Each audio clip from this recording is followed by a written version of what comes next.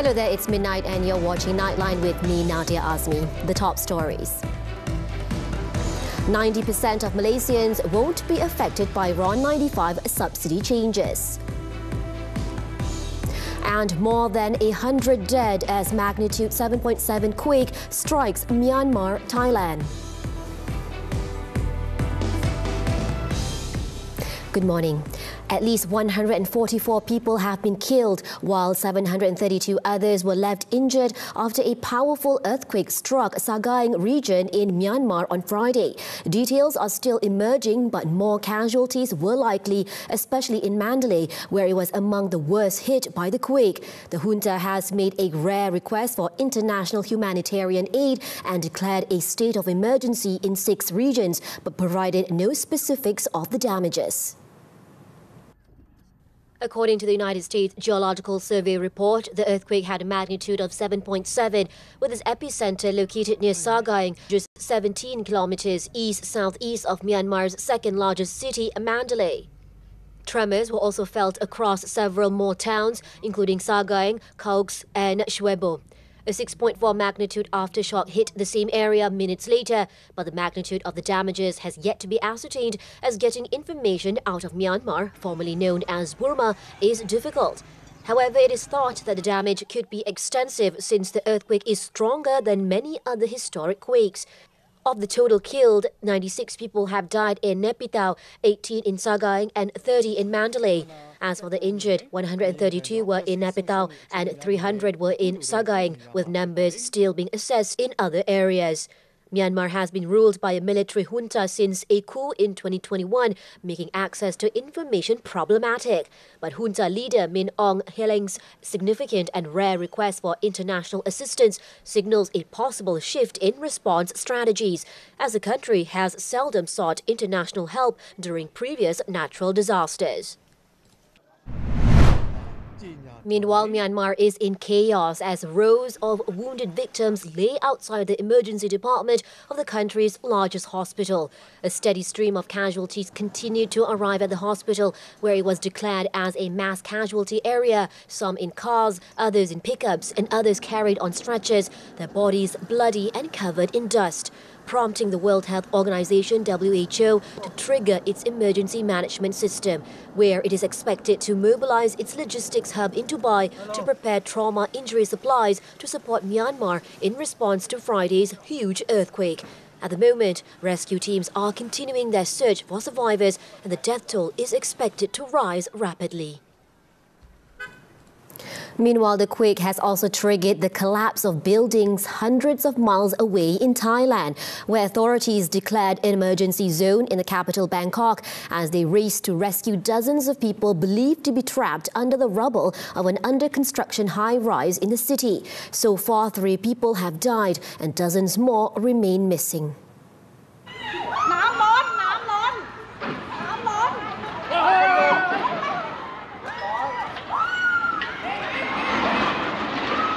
According to officials, rescuers are now searching for 81 people trapped in the rubble of a skyscraper that was under construction and collapsed into a pile of rubble.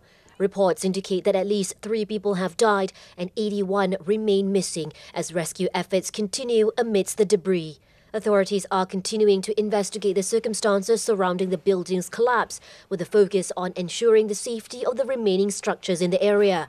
Meanwhile, Thai Prime Minister Paetongtarn Shinawatra said that building standards in Bangkok meant buildings in the city would have withstood an even stronger quake, assuring the public it was safe to return to them. ในเรื่องของตึกต่างๆในกรุงเทพเนี่ยถือว่าสร้างได้มาตรฐานเกินที่จะถ้ามีแผ่นดินไหวที่แรงกว่านี้นะคะก็ยังสามารถรับได้แต่ว่าทุกตึกตอนนี้นะคะจริงๆแล้วเนี่ยถ้ามีการตรวจความพร้อมว่ามีอะไรเสียหายบ้างนะคะแต่จริงๆส่วนใหญ่แล้วตอนนี้กลับเข้าที่พักกันได้ทั้งหมดแล้วนะคะแล้วก็จริงตึกที่มีปัญหาคือตึกที่กำลังก่อสร้างเพราะว่ามันมีในเรื่องของความแข็งแรงแล้วก็ตัวของผนังด้วยค่ะ She also stressed that the only buildings under risk were those that were still under construction. Elsewhere, the earthquake has sent tremors across multiple countries far beyond its epicenter. In Vietnam, the tremors rattled Hanoi and Ho Chi Minh City, swaying light fixtures and forcing evacuations from high-rise buildings. Meanwhile, the earthquake's impact stretched to China's Yunnan province, where Beijing's earthquake agency recorded tremors. While residents in India felt the shaking around 11:50 a.m. local time, triggering evacuations. While no deaths have been reported yet, Vietnam, China and India are racing to assess the full scope of the damage. Now back home, Malaysia is prepared to extend assistance and support humanitarian efforts following the powerful earthquake that struck Myanmar and northern Thailand. Prime Minister Datuk Seri Anwar Ibrahim said Malaysia stands in unwavering solidarity with its neighbours and fellow ASEAN member states. In a Facebook post on Friday night, Anwar said he was deeply concerned after the tragic loss of life and severe destruction in Mandalay, Bangkok and nearby regions. He also extended Malaysia's deepest condolences to those who have lost loved ones and prayers to those injured and displaced. Expressing deep concern over the incident, Anwar said the reports of collapsed buildings, trapped civilians and mounting casualties were deeply distressing. The government is also closely monitoring developments in China's southern Yunnan, where tremors have been felt and structural damage have been reported. On another matter, the government has assured that 90% of Malaysians would remain unaffected by the rationalisation of the RON95 fuel subsidy. The Prime Minister has also urged the public not to worry or fall for false information spread by irresponsible parties. Janganlah dengar ni fitnah-fitnah. Bulan puasa pun dah bangkit ya. Umpamanya kita naikkan elektrik, yang naik itu untuk golongan kaya saja. Begitu juga RON95 ya. Malah kita kaji apakah 85%, apakah 90% tak payah tak dikenakan. Ya. Yang akan dikenakan siapa? Orang asing dan orang yang maha kaya lah. Anwar, who is also the finance minister, said this to the media after performing Friday prayers at Masjid Jamek Raja Tun Uda in Section 16 Shah Alam, Selangor. On Thursday, Second Finance Minister Datuk Seri Amir Hamzah Azizan announced that the government will reveal the mechanism for rationalising the RON95 fuel subsidy, which will utilise MyCard and a two-tier pricing structure in the second half of 2025. With Hari Raya just around the corner, thousands of Malaysians are making their way home to celebrate with their families. This year, many are experiencing the newly opened Gombak Integrated Terminal for the first time. Nightline's Muhammad Nadir Asfar reports. Well, thank you, Nadia. I'm currently at the newly opened Gombak Integrated Terminal, where travellers are making their way home for the upcoming Hari Raya Aidilfitri celebration. And earlier, I had the chance to speak with several first-time users of the terminal about their experiences. And here's what they had to say. Nampak facilities semua okay. So since it's still new, so more shop could be open soon, so that the consumer, when it comes to the terminal, they can use the facilities and so on. I'm going back to Kelantan, East Coast. As for my experience before this, using public transportation, especially bus, I'm expecting around 12 to 13 hours due to a festive season and everything. As for me, for the new terminal, it was great, it was fantastic, and for me, I can see it was more upcoming shop, with more facilities coming ahead. Very well, it's a good facilities over here. I'm so excited because it was a new terminal, which is terminal Lesparu Gombak. So it was my first time going back to hometown with bus actually. So I'm totally excited for it and really looking forward for this terminal. So it's pretty like seamless experience here because it's really huge and it's pretty easy. Like the staff up there, they were like really friendly and they were like guiding us because this is my first time actually using this TBG. I'm heading to Kota Baru, Kelantan, Sakita.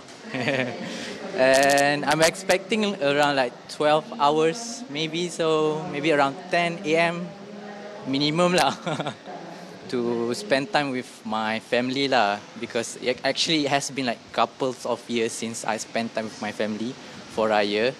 So yeah, it has been like first time since couple of years. And also many expressed their appreciation for the terminal's modern facilities, which have made their journey more comfortable. Some also highlighted the convenience of its location and accessibility. And now the overall sentiment of the people remains positive as they look forward to reuniting with their loved ones. As the holiday approaches, the terminal is expected to welcome even more travelers heading home for the festivities. That's all I have for now. Back to the studio. Thank you to Nadia, and safe travels to everyone this festive season. The Road Transport Department, RTD, has prohibited 158 express buses from operating after identifying safety concerns during inspections in a week-long special operation. The vehicles were deemed not roadworthy due to various technical issues, including brake malfunctions. RTD Director General Dato' Eddie Fadli Ramli said a total of 1,800 express buses were inspected nationwide during the Hari Raya operation, with 158 of them issued notices for failing to meet safety standards. Kesalahan yang berkaitan dengan brake, kesalahan yang berkaitan dengan keselamatan, teknikal yang berkaitan dengan keselamatan, kita tidak akan benarkan bas itu membuat perjalanan. Dia mestilah kenderaan tersebut mestilah diperbaiki terlebih dahulu oleh syarikat kenderaan, syarikat bas tersebut sebelum memulakan perjalanan. Apart from technical violations, the RTD also issued summonses to drivers caught using mobile phones and bus companies that failed to provide a second driver. Edli Fadli stressed that the department will not compromise on public service vehicles failing to comply with safety regulations.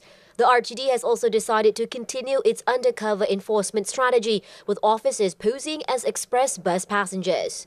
During the operation, a total of 22,552 notices were issued for various offences, and over 77,000 vehicles were inspected, with 97 seized. A total of 19,284 violations were recorded, with the highest being expired driving licences and uninsured vehicles. In Johor, 5 people, including a toddler, were killed in a collision involving a lorry and 3 cars at kilometre 58.1 of the North-South Expressway on Thursday night. District Police Chief Assistant Commissioner Bahrain Muhammad Noh said the tragedy unfolded at 11:30 p.m. when the front tyre of a lorry burst. Lori terbakar sebelah ada kereta sebiji. The incident caused the lorry driver to lose control and crash into a car travelling in the same direction from Johor Bahru towards Kuala Lumpur. The lorry then veered into the opposite lane and slammed into an SUV and an MPV.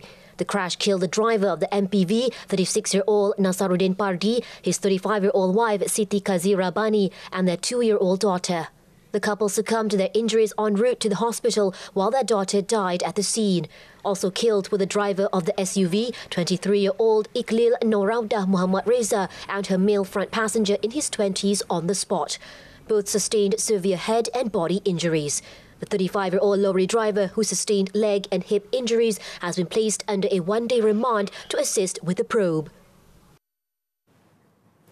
In Terengganu, a family's journey home to celebrate Aidilfitri turned tragic when their multi-purpose vehicle crashed into a lorry at kilometre 416.6 of the East Coast Expressway 2 in the wee hours of the morning.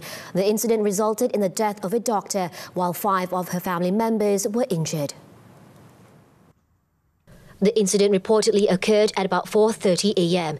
Hulu Terengganu Police Chief Shahrudin Abdul Wahab identified the deceased as 42-year-old Nur Shirlina Irmanga, a medical officer at Shah Alam Hospital. The woman and her family was travelling from Shah Alam to Kelantan for Aidilfitri when the car driven by Nur's husband collided with a lorry loaded with eggs that was heading from Melaka to Tanah Merah in Kelantan. The impact caused the car carrying the couple and their 4 children, aged between 6 and 17, to spin out of control. The victim died at the scene from head injuries, while the driver and other passengers were rushed to Hulu Terengganu Hospital for treatment. The lorry driver was unhurt. The case is being investigated under the Road Transport Act for causing death by reckless or dangerous driving. The Selangor Customs Department has thwarted attempts to smuggle firecrackers, rice and metal scraps worth 18.32 million ringgit, including in duties and taxes. The department's Central Zone Assistant Director General Ahmad Taufik Sulaiman said the seizures were carried out under Op Barrier conducted from January 20th to 30th, Op Tin Man carried out in February, and Op Petasan from March 3rd until Friday.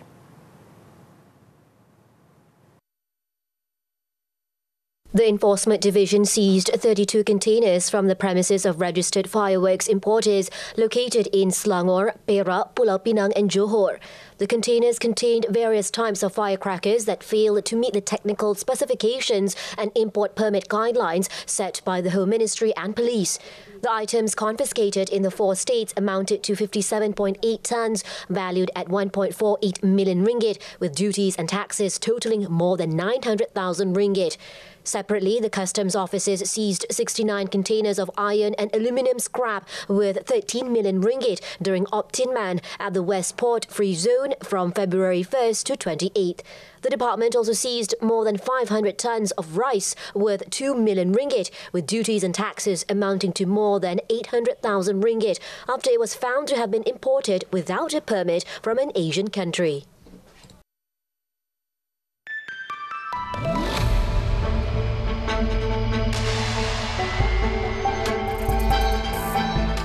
The Indonesian rupiah has weakened to its lowest level in over 2 decades. According to Bank Muamalat's chief economist, Muhammad Afzanizam Abdul Rashid, the situation emerged amid investor concerns over domestic policies that could strain the country's fiscal position.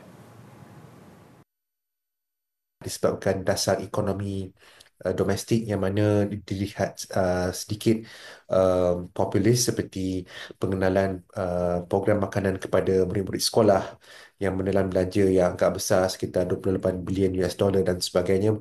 Kemudian isu-isu berkait rapat tentang kebimbangan terhadap governance ataupun tadbir urus, terutamanya perihal yang berkait rapat tentang sovereign wealth fund.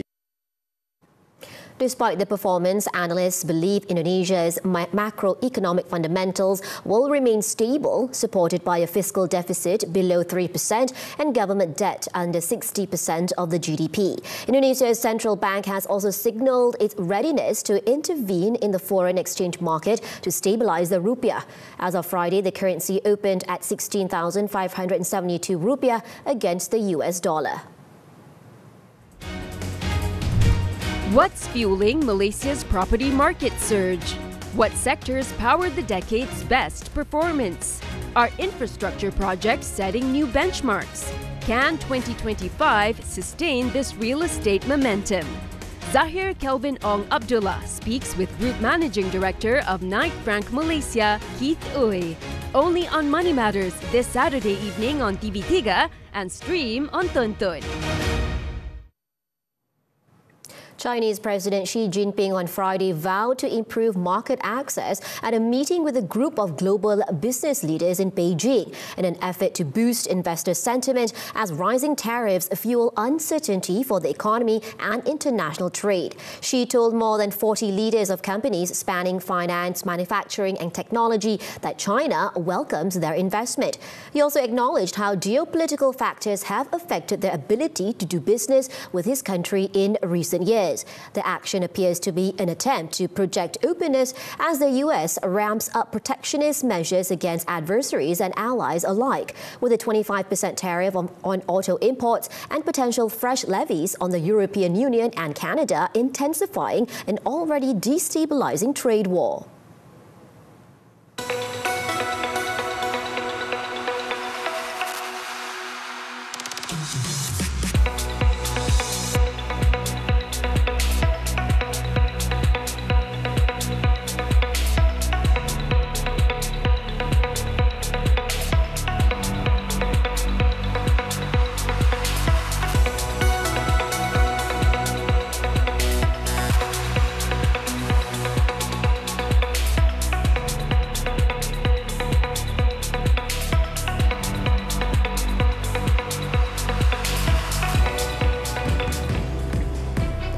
Corinthians crowned champions after hostile final. Sports after this breather.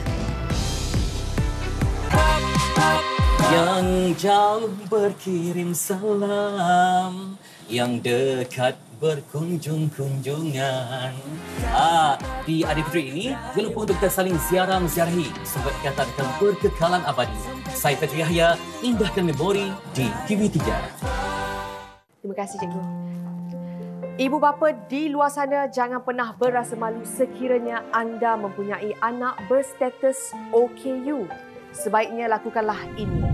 Dapatkan pengesahan kesihatan dari pakar, carilah kumpulan sokongan yang sesuai dan reach out, kenal pasti peluang pendidikan yang tersedia, kenal pasti peluang dan inisiatif latihan pekerjaan. Jangan abaikan mereka, sebaliknya bimbing, didik dan dedahkan mereka dengan dunia luar yang mampu membantu mereka membesar, memaksimumkan potensi diri dan kelangsungan hidup.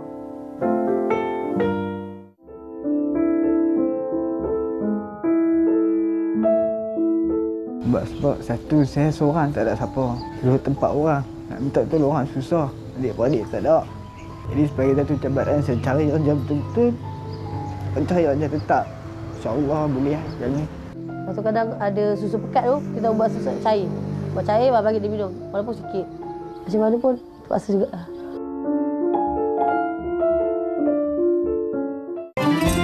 Peninggalan rumah yang dekat Bengkulu ni banyak sangat arwah bapak akak. Pengenangan arwah bapak akak 31 ni je lagi. Tiba kat kampung ni orang kata, jangan risaulah masalah makan. Semua dapat makan. Tradisi tu sampai hari ni lah, semua merasa. Nak dapatkan kuih ni memang di penempatan orang Bengkulu je. Tapi sekarang kuih Bengkulu ni dah dikenali seluruh Malaysia. Rasanya sedap macam ni. Malam raya, kita akan takbir daripada rumah ke rumah. Kalau dulu sampai pukul 3 pagi pun ada, bawa balik. We're back with sports badminton. National mixed doubles pair Chen Tangji and Toh Yi are set to go their separate ways following earlier reports of a rift which has developed between them. Badminton Association of Malaysia BAM acting president Datuk V Subramaniam said on Friday that the decision was made after considering the coach's recommendations. The development comes as the pair was confirmed to not be competing for the Sudirman Cup in China next month. Doubles coaching director Rexy Mainaki confirmed that Tanji will be paired with Chan Wan-se while Yi-Wei's partner will be Lu Bing-kun. They will be tested out with their new partners in the Taiwan Open, Thailand Open, Malaysia Masters, Singapore Open and Indonesia Open in May and June. Moving on to football, the Brazilian Campeonato Paulista. Corinthians held arch-rivals Palmeiras to a goalless draw in an ill-tempered second leg match and were crowned the champions of the tournament in Sao Paulo, Brazil on Thursday. After a dull first half, Palmeiras were awarded a penalty kick in the 68th minute after Felix Torres tripped Vitor Roque inside the area. Corinthians goalkeeper Hugo Souza then turned hero after making a stunning save to deny Rafael Vega's penalty. Pressure intensified in the 76th minute as Corinthians were reduced to 10 men following a red card given to Torres.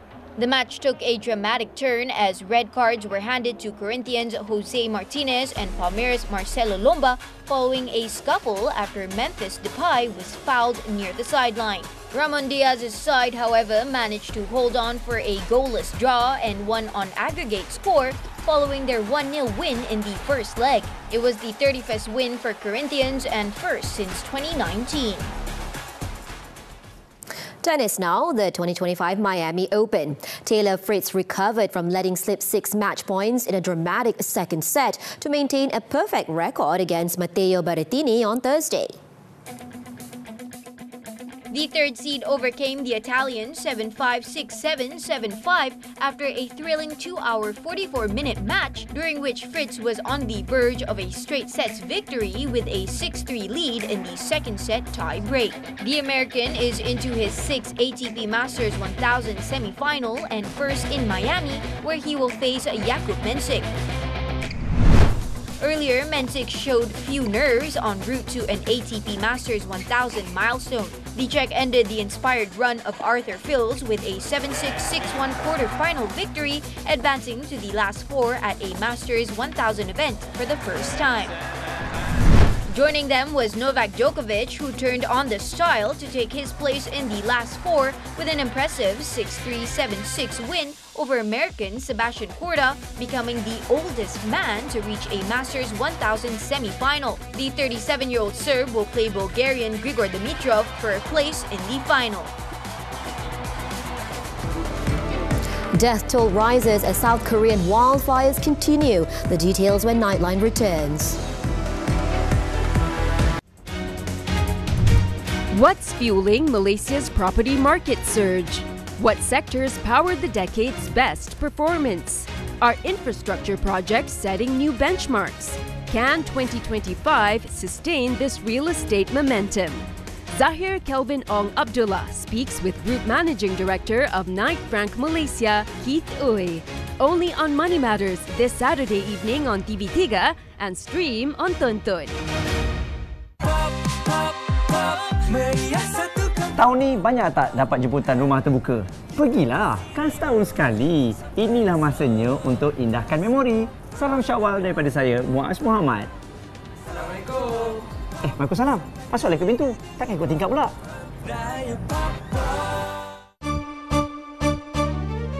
Tapi kejap. Takkan kita je yang nak sembang-sembang kat sini? Ada lagi tetamu yang akan bersama dengan kita pada hari ini. Sebab itulah kita pakai seng-seng hari ini. Minal Aid wal Faizin. Kemenangan. Minal Aid daripada Aid tu maknanya hari raya. Kemudian Minal Faizin pada orang yang berjaya. Tapi kalau yang ada dua Zat? Tiga? Yang ada dua, tiga tu merujuk kepada bab mana tu? Saya kena tanya balik tu. Kita kena bincang balik. Raya ni kami budak Gen Z, raya-raya bergaya. Tak macam Gen Alpha, game je. Oh, good boy. Dracula pun swat-swat. Kau bila nak sah? Don't be late.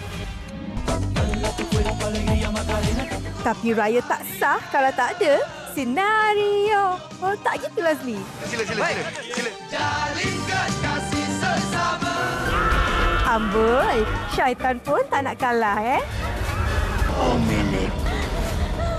Raya ni semua nak join the hype. Indahkan memori Syawal di Magnificent 8 TV3 dan stream juga melalui Tonton.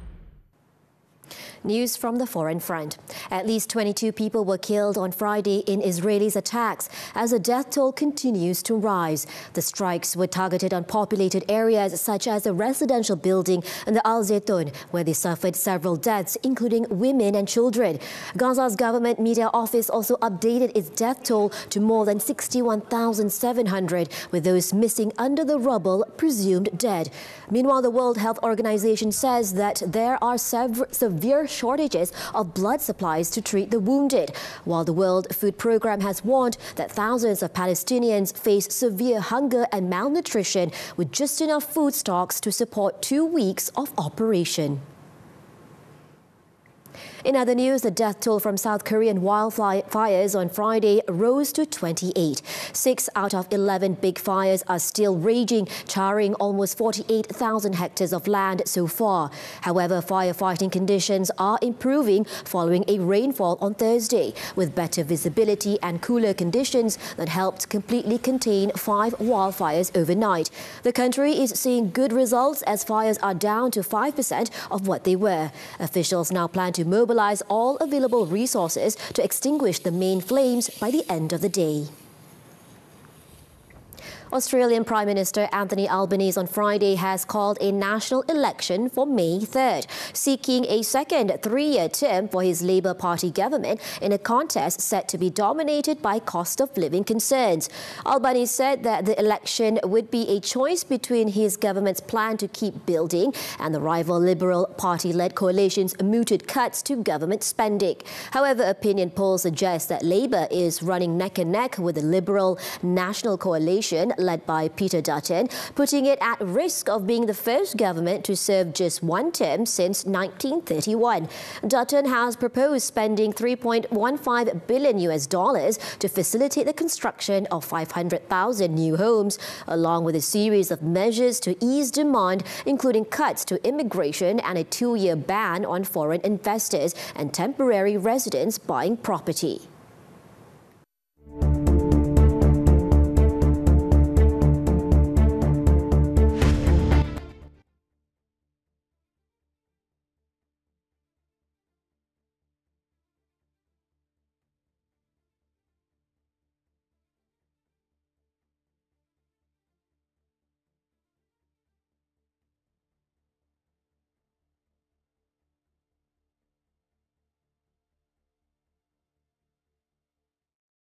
And that concludes Nightline this time around. Before we leave, let's take a look as mosques around Dubai dress up with lights, colours and shapes this Ramadan as part of the Ramadan in Dubai campaign. With that, I'm Nadia Azmi. Thank you for watching and stay safe.